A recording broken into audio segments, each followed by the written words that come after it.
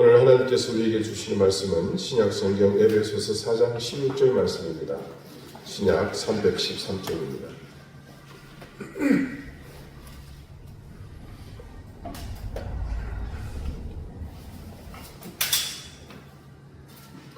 에베소서 4장 16절 말씀, 이제 다 같이 자리에서 일어나 한 목소리를 읽겠습니다. 그에게서 온 몸이 각 마디를 통하여 도움을 받음으로 연결되고 결합되어 각 지체의 분량대로 역사하여 그 몸을 자라게 하며 사랑 안에서 스스로 세우느니라. 아멘. 자리에 앉으시기 바랍니다. 하나님께서 이 말씀을 우리에게 은혜 주시기를 원합니다.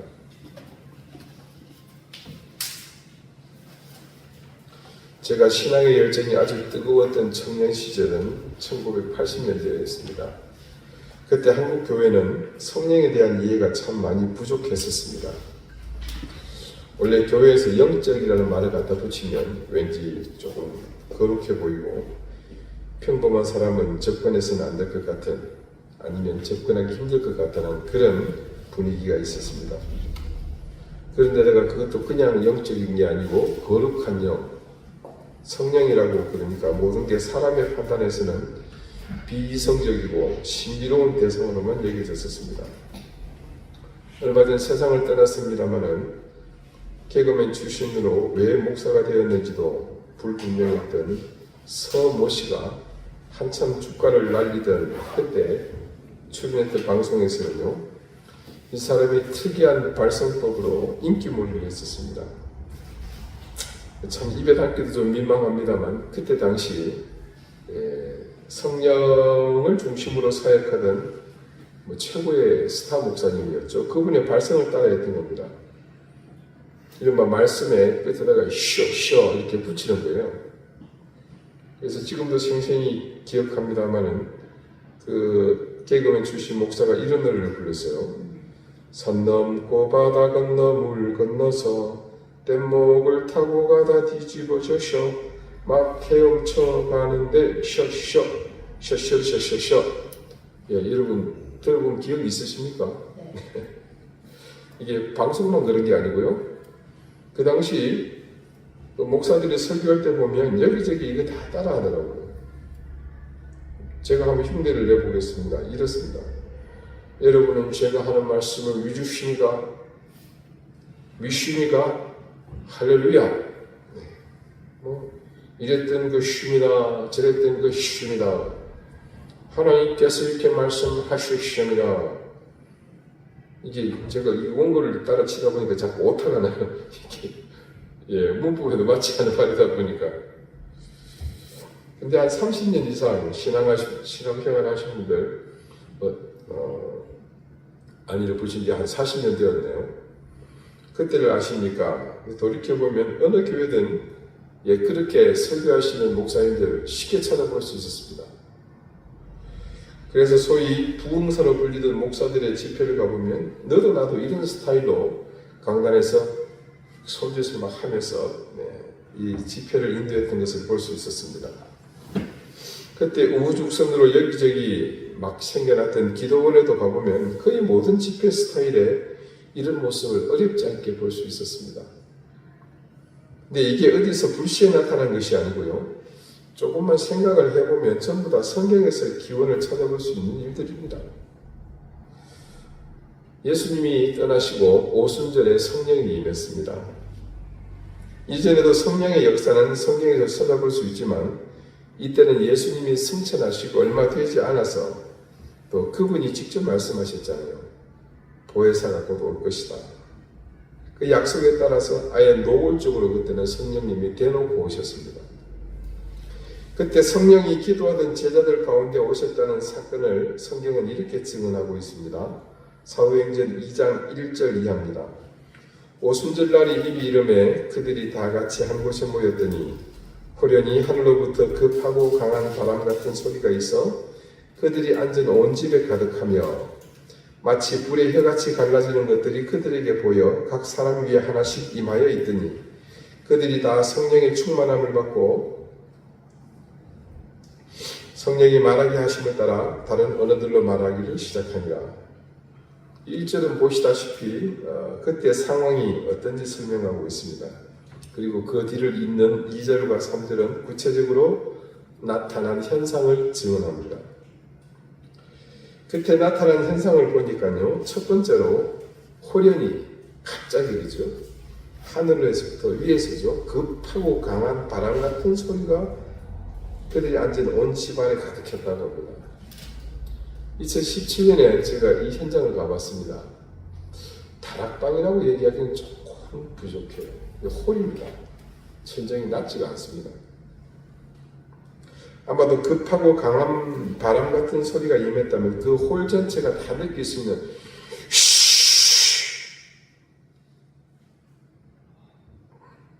아마 그런 소리가 나지 않았을까요?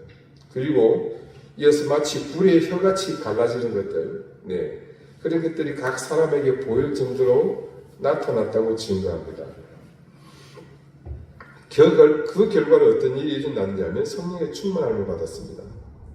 그건 당연하고요. 그 다음에 그들이 그때부터는 성령이 인도하는 대로 각기 다른 언어로 말하기 시작했다고 합니다. 자, 한번 봅시다. 조금 전에 말씀드린 것처럼 위에서부터 뭔가 막 에어컨 바람이 있든지 뭐든지 확 내려오는 거예요. 급하고 강한 바람 소리 같이.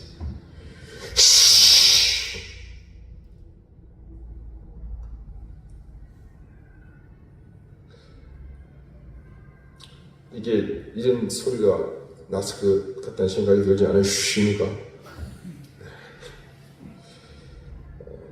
그리고 그 다음 불의 혀같이 갈라지는 것이 보였는데, 이게 보여지는 게 뭐 같다고? 불의 혀가 갈라지는 것 같다? 혀가 갈라진다? 그러면 갈라진 혀 사이에 어떤 소리가 나겠습니까? 이 바람 새는 소리가 나오는 거예요. 그래서 뮤시니까 이게 그냥 나온 게 아니라, 언제나 제 개인적인 뇌피셜입니다만 저는 충분히 이 말씀에 근거하지 않았을까, 저는 그렇게 생각합니다. 격가지로 좀 말이 많이 나갔습니다만 제가 드리고 싶은 말씀은 이겁니다. 그러니까 우리가 접근하기 힘들어했던 성령에 대한 초기 교육에서 이런 일들이 나타나게 되었다는 거죠. 지금은 아주 희귀한 일이 되었습니다만 적어도 40년 전에는 집회마다 병이 났고 신체적인 장애가 있는 분들이 선천적인 그 장애에서 고침받는 사람들이 참 많았습니다. 기적이 일어났죠. 그런데요, 그때 그렇게 고침받았던 분들 지금들 다 잘 살고 계시긴 한지 참 되게 궁금해지더라고요. 사실 이게 현실적으로 그 후로 어떻게 그렇게 은혜를 입은 사람들이 뭔가 다른 삶을 통해 우리에게 전해지는 메시지가 있어야 되는데 지금 흔적도 없이 다 사라지고 없죠. 그래서 이게 뭐 그 당시에 쇼를 한 건가? 이 말씀을 준비하면서 잠깐 그런 생각이 들었었습니다. 아무튼 그렇게 병 치료하고 안수 기도하면서 이 집회의 분위기가 막 올라오면 그 다음에 뭐가 나옵니까? 모르는 것처럼 쳐다보세요. 다 아시잖아요. 와이카노 마라카노 와이카노 마라카노. 방언 기도가 등장을 해야 되잖아요. 이 타이밍에 방언 기도가 안 나오면 이 완성이 안 되는 겁니다. 간짜장 위에 계란 후라이, 오므라이스 위에 이 케첩이 반드시 있어야죠.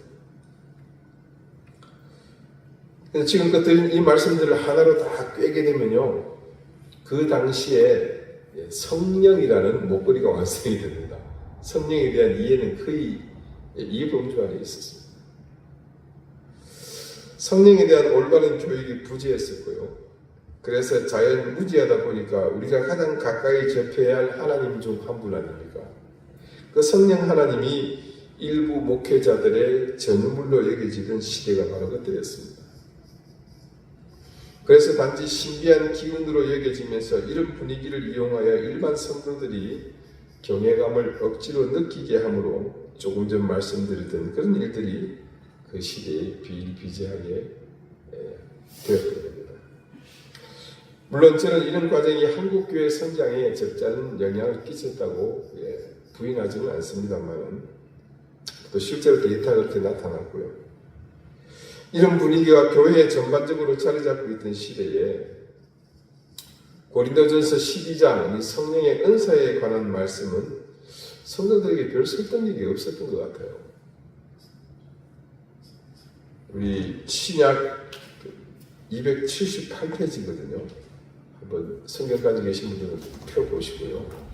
펴놓고 이 말씀을 전달해 드리겠습니다. 고린도전서 12장 14절 이하에 보면요. 성령의 은사가 어떤 것이며 성령께서 이것을 통해서 구체적인 어떤 역할을 하시고 또 기능이 어떤 것인지에 대한 말씀이 기록이 되어 있습니다. 한번 들어보십시오.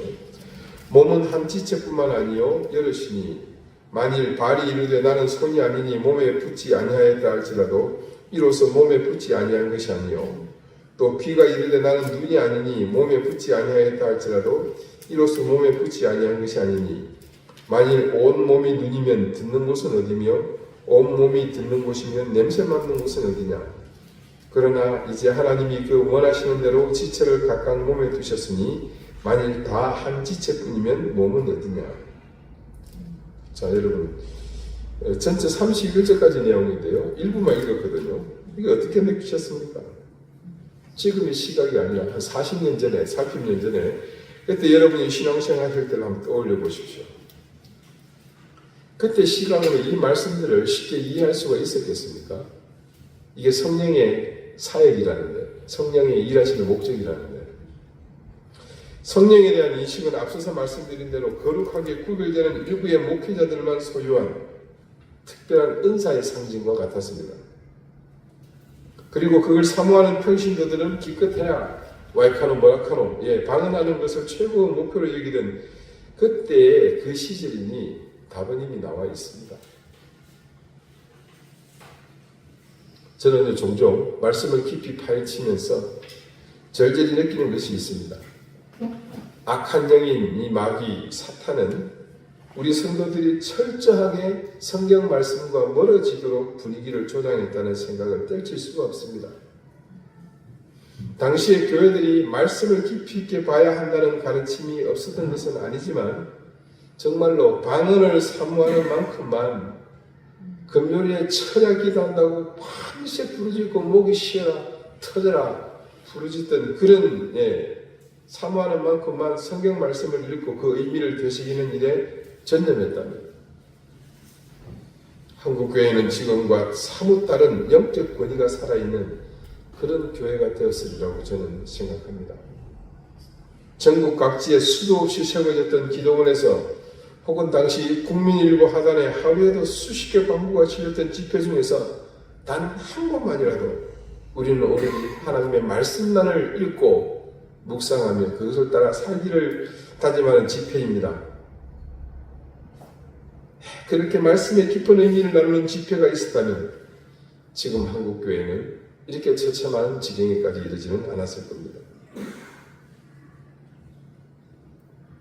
제가 읽어드린 말씀과 더불어서 이후 20절 이하에 계속되는 고린도전서에서 바울이 말하는 성령에 대한 가르침은 대단히 중요한 말씀들입니다.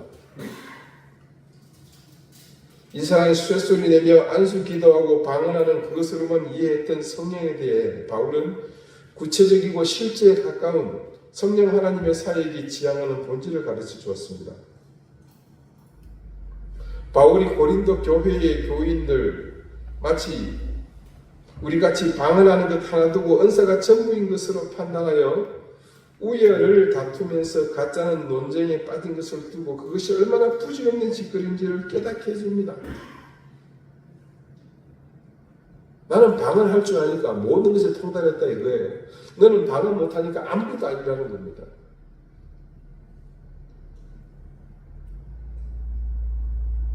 바울이 구체적인 예로 든 것이 사람의 몸입니다. 우리의 신체에서 가장 중요한 머리가 그리스도이며 나머지는 모두가 제각각 자신의 고유 역할을 가진 지체로 한 몸을 이루고 있음을 강조합니다. 여러분, 신체 일부가 탈이 나거나 아니면 기형적일 때 혹은 제 기능을 다하지 못할 때 우리는 장애가 있다고 판단하지 않습니까? 이제는 병원에서 판단하고 장애 등급을 내립니다. 그래서 정신이 온전치 못한 것을 두고 지적장애가 있다고 하고요. 사지육체 단 한 곳이라도 문제가 있으면 지체장애라고 합니다.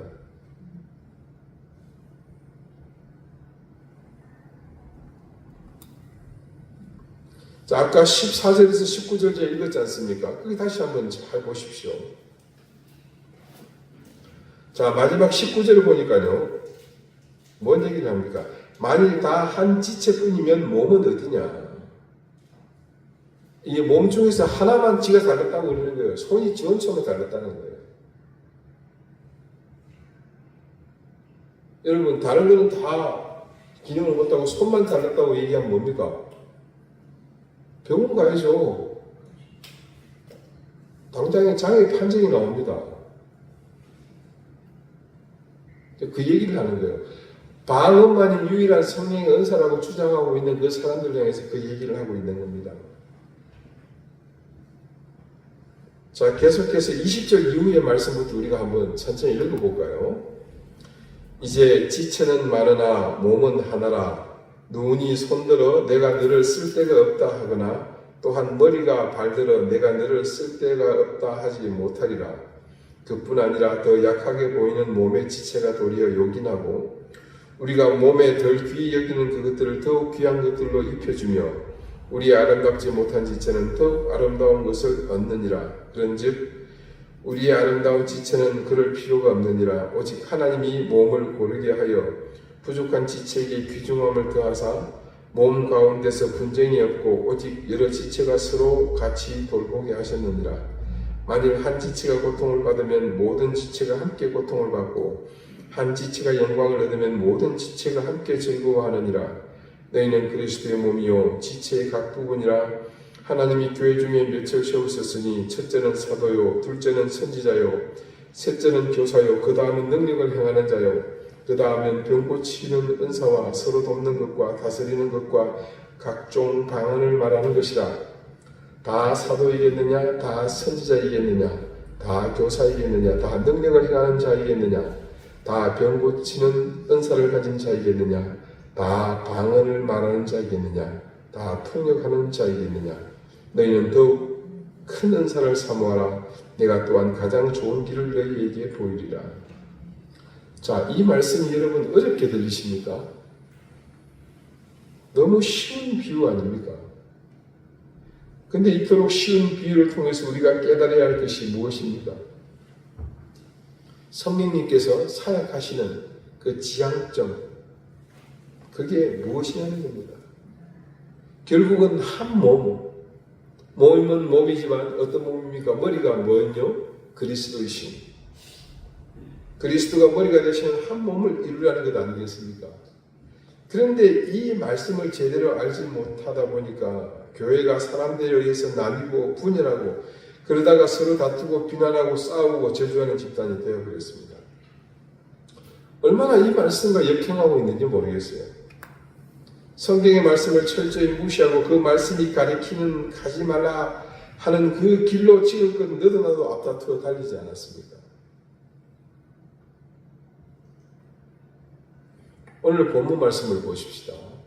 앞서 15절과 연결해 같이 보겠습니다.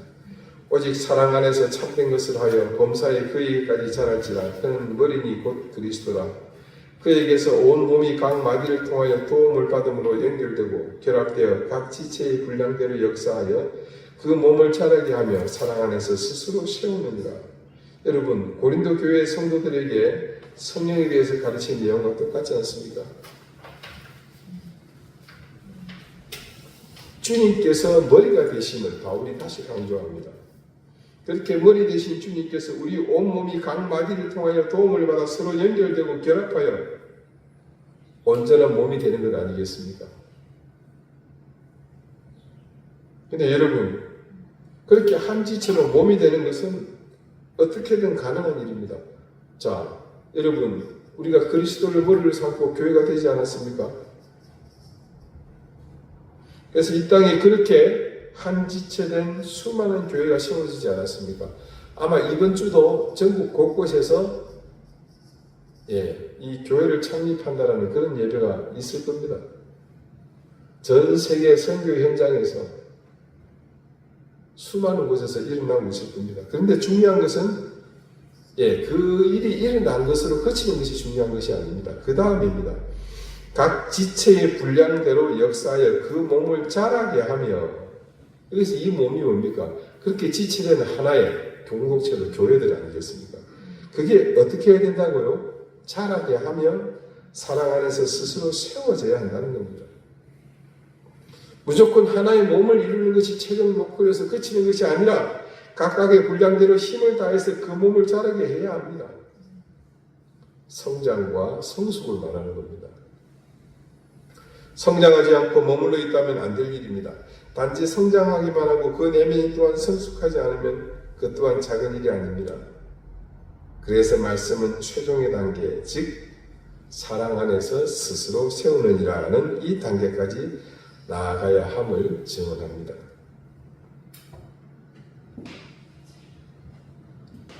지체가 되는 것이 중요한 것이 아닙니다. 그게 더 나아가야 하는 것이죠. 그 지체가 스스로 서서 자기 몫을 온전히 할 수 있도록 세워지는 그것이 중요합니다. 결국 그 바른 세워짐이 완성되는 것은 어디에서 가능해집니까?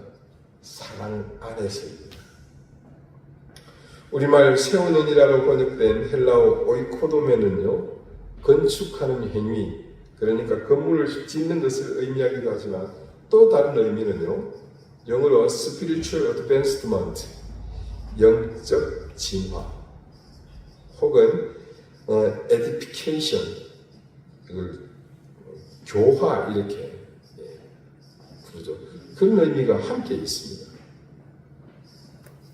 즉 우리가 성령 안에서 각기 지체가 되어 그리스도께서 머리가 되어 한 몸을 이루지만 우리는 여기서 더 나아가 성장해야 하며 성숙해야 하는데 그래야만 영적인 진보를 이루는 데까지 나아갈 수 있기 때문입니다. 오늘 말씀의 핵심은 한 가지입니다. 우리가 온전히 세워지는 단계, 즉 이 오이코도멘이 되는 단계가 되기 위해서는 각자가 사랑 안에서 이 유기적 관계를 유지할 때라고 합니다. 사랑은 참 광범위합니다. 그래서 사랑의 목적은 다양하게 나타날 수 있습니다. 그래서 사랑의 목적은 사람마다 또 다르게 나타날 수도 있습니다. 우리도 지난주 사랑이 나타나는 다양한 모습을 예로 들지 않았습니까? 관심을 가지는 것, 이해하려는 마음, 책임지는 마음을 가지는 것, 존중히 여기려는 것, 희생하려는 것, 주는 것, 끝까지 믿는 것, 온유함으로 함께 즐거워하는 것, 섬기는 마음, 죽음보다 강하고 피보다 진하게 품는 것들. 자, 이것 말고도 더 많은 상황과 시간 속에서 우리는 다양한 모습으로 나타나는 사랑을 매 순간 마주합니다. 그런데 아무리 봐도 우리가 교회라는 공동체 속에서 사랑하는 마음이 강력하다면 우리는 교회가 그리스도께서 머리가 되시는 한 몸을 이루는 이 구조 속에서 그 관계가 더욱 굳세지도록 더욱 든든히 세우는 일, 즉 오이코도멘을 향해 최선을 다하듯 헌신하는 것이 아니겠습니까? 그래서 결국 성령 하나님이 교회를 통해 이루시려는 이 사역과 사랑은 결코 뗄 수 없는 깊은 연결고리를 가지고 있다고 볼 수 있습니다. 어쩌면 이건 너무나 지극히 당연한 얘기죠. 삼위일체 되시는 그중 한 분이신 성령님도 분명 하나님이십니다.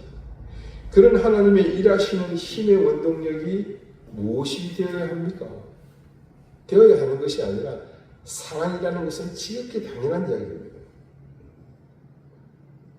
성령께서 사랑을 도구로 하시지 않는다면 과연 무엇으로 이 일을 완성할 수 있겠습니까? 바울은 그래서 이 성령의 은사를 다루고 가르쳤던 고린도전서 12장 끝에서 이런 말을 했습니다. 너희는 더욱 큰 은사를 사모하라. 내가 또한 가장 좋은 길을 너희에게 보리라. 그러면서 13장이 어떻게 시작합니까? 내가 사람의 방언과 천사의 말을 할지라도 사랑이 없으면 소리나는 구리와 울리는 꽹과리가 되고 내가 예언하는 능력이 있어 모든 비밀과 모든 지식을 알고 또 산을 옮길 만한 모든 믿음이 있을지라도 사랑이 없으면 내가 아무것도 아니요 내가 내게 있는 모든 것으로 구제하고 또 내 몸을 불사르게 내줄지라도 사랑이 없으면 내게 아무 유익이 없느니라. 그리고 나서 4절부터 그 유명한 사랑에 대한 정의, 사랑은 오래 참고, 사랑은 온유하며, 시기하지 아니하며, 사랑은 자랑하지 아니하며, 교만하지 아니하며, 이 말씀이 시작되었던 겁니다. 자, 여러분, 그냥 단순히 사랑장에서 사랑이 이렇다는 것만 이해한다는 것이 얼마만큼 어리석은 이해입니까? 무엇으로서의 사랑입니까? 그런 성령의 은사로서의 가장 가치 있는 은사, 가장 좋은 길, 더욱더 큰 은사, 그 사랑이 이런 것이라는 의미입니다. 그러니 우리가 평상시에 알고 있던 고린도전서 13장의 의미에 더 깊은 뜻이 있다는 것을 알 수가 있죠.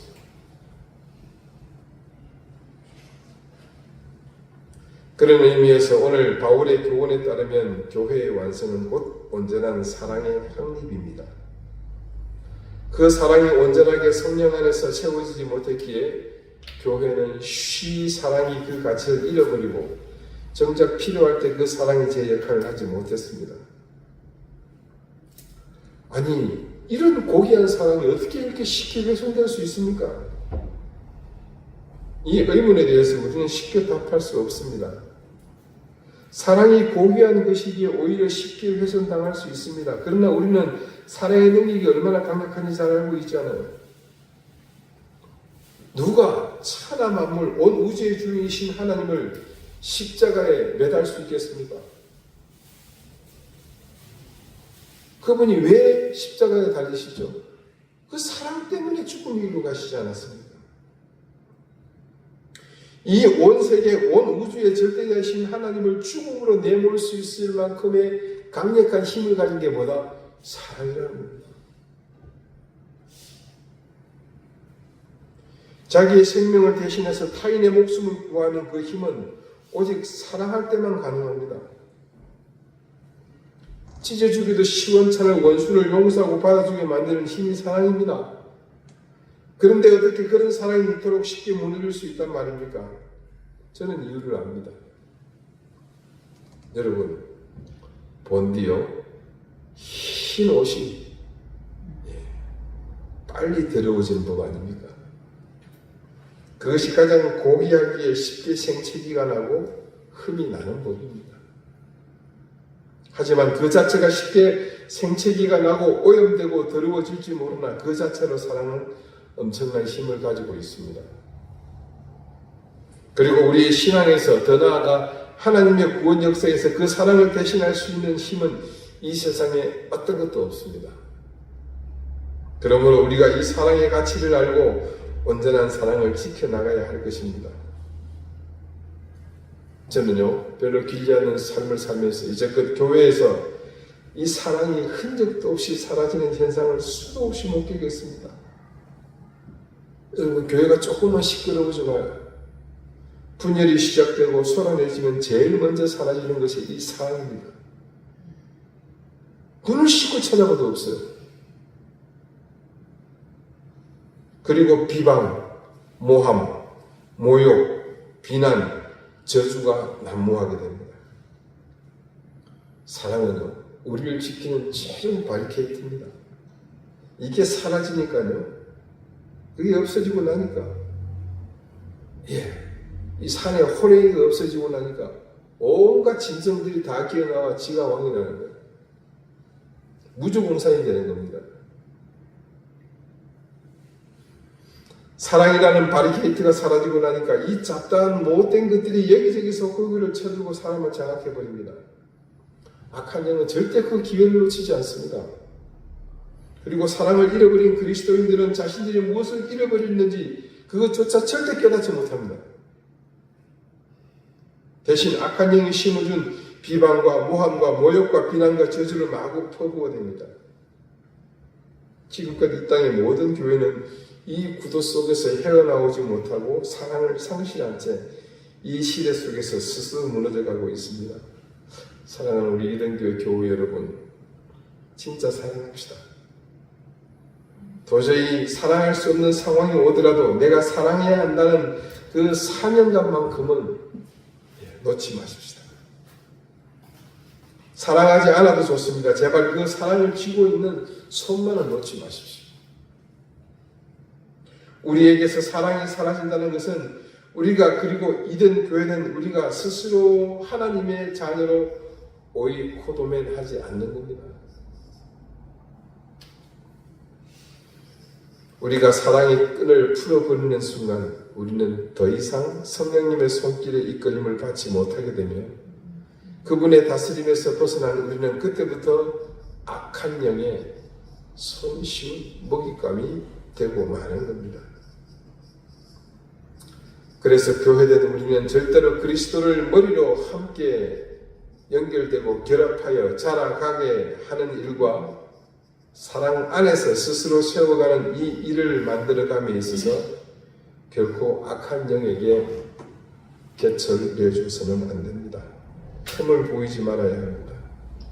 사랑하는 여러분, 부디 저와 여러분 안에서 이 사랑으로 우리 스스로를 끝까지 지켜나갈 수 있기를 바랍니다. 무슨 일이 있어도 우리에게서 사랑이 사라지지 않도록 오직 이것 하나만 생각합시다. 아무리 누군가 나를 실망하게 하는 일이 있어도 그 사람만은 사랑합시다. 나를 저주한다고 하더라도 당장에 그 앞에서 분노할지언정 그 사람을 불쌍히 여기고 사랑합시다. 내 돈 떼먹고 나한테 사기치고 심지어 내게 폭력을 가해도 그 행위에 분노하며 저주할지언정 그 사람을 사랑하는 그것만큼은 포기하지 맙시다.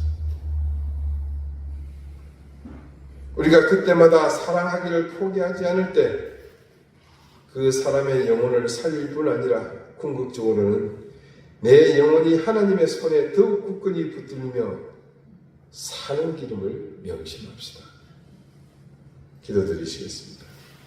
하나님, 우리를 사랑하시는 하나님의 사랑이 있기에 지금까지 우리가 살아 숨쉬고 있는 줄 믿습니다.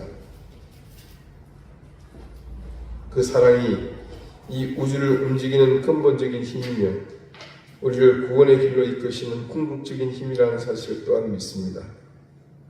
우리에게 그 사랑이 있어야만 비로소 우리가 사람 묵시를 할 수 있으며 온전한 그리스도인으로 살아갈 수 있음을 또한 믿습니다. 어떤 상황이 오더라도 우리가 사랑하는 이 일을 멈추지 않게 하시고 언제든 기회를 엿보며 우리를 실족하게 하려는 악한 영의 시도에 곁을 내주지 않으며 사랑으로 우리를 오이코도맨하는 일에 힘이 없게 해 주십시오. 예수 그리스도 이름으로 기도드립니다. 아멘.